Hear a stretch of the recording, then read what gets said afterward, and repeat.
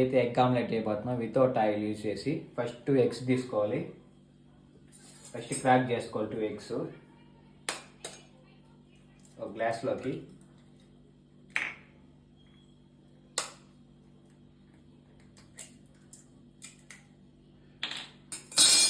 కొంచెం సాల్ట్ తీసుకోవాలి,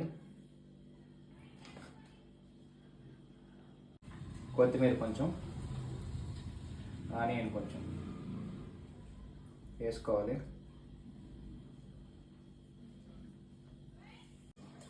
బాగా మిక్స్ చేసుకోవాలి. దీన్ని మిక్స్ చేసుకున్నాక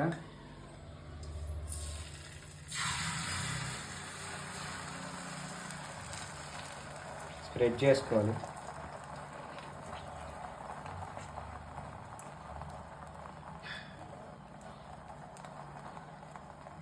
ఫైనల్లీ ఎగ్ ఆమ్లెట్ అయితే కంప్లీట్ అయిపోయింది.